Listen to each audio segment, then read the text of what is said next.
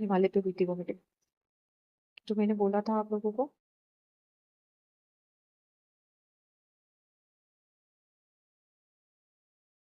जो चतुष्क है उनके नाम याद करने हैं आपको, जो मैंने जो चीजें बताई आप लोगों को वही याद करना है, उसके अलावा कुछ नहीं। जो मैंने बताया था आप लोगों को, उग्र तपा किसको कहा जाता है, देखो यहाँ कंफ्यूज मत होना। इंद्र के साथ उग्र तपा लिखा है, लेकिन जो ये उग्र तपा है वो किसके लिए यूज हुआ है, किसके लिए यूज किया गया है, भारद्वाज के लिए। और जो शरणम यूज किया गया है वो किसके लिए यूज किया है, इंद्र के लिए। ठीक है। अरे हाँ, इसमें एक और स्लाइड होगा, ये वाला श्लोक याद करना है आप लोगों को।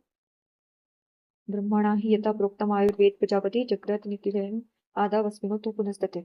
यानी कि जिस प्रकार संपूर्ण आयुर्वेद में उपदेश ब्रह्मा ने किया था, जिस प्रकार संपूर्ण आयुर्वेद का उपदेश, वो कह रहे हैं कि संपूर्ण जो आयुर्वेद है उसका उपदेश ब्रह्मा ने किया है, उसी रूप में ठीक ठाक सर्वप्रथम दक्ष प्रजापति ने, जो मैंने बोला था बड़ा, यानी कि बड़ा इनकी का भार बी और ब्रह्मा, देन उसके बाद में दक्ष प्रजापति, और उसके बाद में आए हैं अश्विनो कुमार। और अश्विनो कुमार ने के बाद उसका ज्ञान किसने प्राप्त किया, इंद्र ने। और कहा जाता है कि जो ब्रह्मा भी है, ब्रह्मा जी थे वो सृष्टि के पूर्व पूर्व थे, मतलब पहले से ही सृष्टि था, और ब्रह्मा भी सृष्टि के पूर्व थे, मतलब जो सृष्टि नहीं बनी थी उससे पहले ब्रह्मा जी को माना जाता है। तो आयुर्वेद के प्रथम और सर्वश्रेष्ठ आचार्य किसको माना जाता है, ब्रह्मा को। याद रखना है। Then ये साइड, हाँ, इसमें से जो मैं पढ़ा चुकी हूँ वो है, तो मैं कर लेती हूँ उसको क्लियर।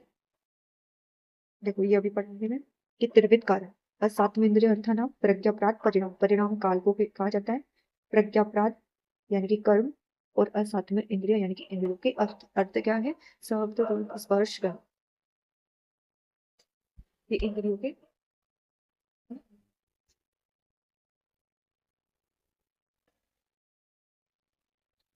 ये याद रखो कि जो जो मीटिंग हुई थी वो हिमालय पर हुई थी। उपवास का मतलब ये नहीं कि उपवास का भोजन न करना, ये अर्थ नहीं होता, उसका मतलब क्रोध का परित्याग, सत्य वचनों का प्रयोग, उत्तम नियमों का पालन। सभा सर्वप्रथम कहाँ हुई थी, सर्वप्रथम कृत युग के अंत में हुई थी, ये याद रखना है। और जो बैठक हुई थी उसमें 53 ऋषि मुनि गए थे, और कुछ ऋषि मुनियों के नाम याद कर लो, बड़ीस, पंगिरेव, अगस्त्यो, विश्वामित्र और कंकायन, बस ज्यादा नहीं। ठीक है, बस इतना सब याद रखोगे ना तो अच्छा अच्छा रहेगा। और पेज नंबर 8 है बुक का, कि धर्म अर्थ काम, ये याद होना चाहिए। धर्म अर्थ काम मोक्षणम, मोक्षण मोक्षम आरोग्यम, मूलम उत्तम। यानी कि कहा जाता है कि ये क्या है, आरोग्य कैसे प्राप्त कर सकते हैं, कि आरोग्य धर्म अर्थ काम और मोक्ष चतुर्विध पुरुषार्थ के उत्तम या प्रधान मूल है। अगर हमको आरोग्य रहना है तो हमको धर्म अर्थ काम मोक्ष, ये चारों का, चारों, ये चारों आरोग्य के मूल कहे गए हैं। और जो शक्र है उसको, शक्र को क्या बोला गया है, इंद्र। और अमर प्रभु यानी कि देवताओं की स्वामी, और मैंने पहले क्लियर कर दिया है कि शक्र किसको बोला जाता है, इंद्र को। अमर प्रभु भी किसको बोला जाता है, इंद्र को। और ये पढ़े आए हैं शस्त्राक्ष, श्री बल हनंतार, सतक्रतु सुरेश्वरम। और त्रिसूत्र और आयुर्वेद का स्वरूप, आयुर्वेद का स्वरूप पूछा जाएगा त्रिसूत्र, तो हेतुलिंग औषध ज्ञानम याद करना है इसको। हेतुलिंग औषध ज्ञानम स्वस्थ आतुपरायणम त्रिसूत्र शाश्वतम पुण्यम हृदयम पितामह। श्लोक नंबर 24।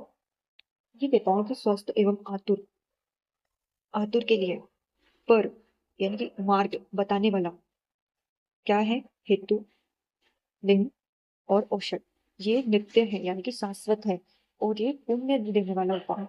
और ये स्वयं किसने जाना है, ये ब्रह्मा ने जाना। और देखो फिर बाद में त्रिसूत्र पे आते हैं हम। त्रिसूत्र क्या है, हेतु लिंग औषध क्या है, या हेतु दो द्रव्य, कुछ भी बोल सकते हैं। हेतु लिंग, बस आपको ये डिफरेंस पता होना चाहिए डिफरेंस का, और बाकी दोनों सेम चीजें, लेकिन डिफरेंस पता होना चाहिए। त्रिसूत्र क्या है, त्रिसूत्र क्या है। देन हेतुलिंग और द्रव्य, काल, इंद्रियर्थनाम और कर्म। ये किसके वेद हैं? हेतु के। काल, मतलब हेतु को ही कर्ण कहा जाता है, कारण बोलते हैं, मतलब जिसके कारण, काल, इंद्रिय और कर्म। कर्म को प्रज्ञापराध, काल को परिणाम, और इंद्रियों के जो अर्थ है उनसे होने वाली चीज को असात्म इंद्रिय संयोग है। इन सबके अति मिथ्याहीन योग होंगे। और जो परिणाम है, परिणाम किसको बोलते हैं? काल, या तो जरा या भूख प्यास से या मृत्यु से।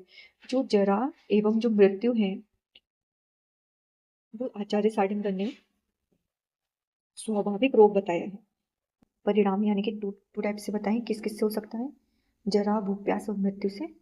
अब हम प्रज्ञापराध, धी, धृति और स्मृति, इनके हीन, मिथ्या और हीन योग, अति, मिथ्या और हीन योग, इनके कारण धी, धृति, स्मृति के।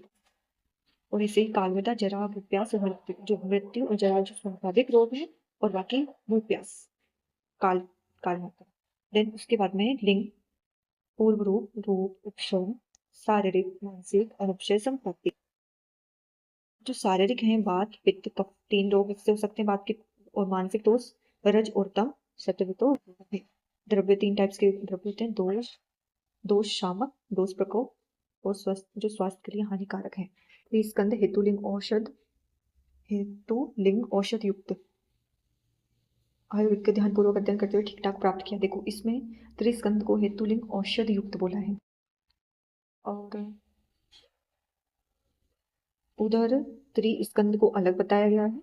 मतलब आप लोगों को बस थोड़ा डिफरेंस पता होना चाहिए, और बाकी का अगर बोलो कि नहीं मैम इधर भी है ये तो लिखा है, लेकिन जो पहले आप बताया गया है ना उसका आपको पता होना चाहिए कि त्रिस्कंद इसको कहते हैं, त्रिसुत, और बाकी दोनों सेम ही चीज है। ऐसा मैंने अभी क्लियर भी किया है।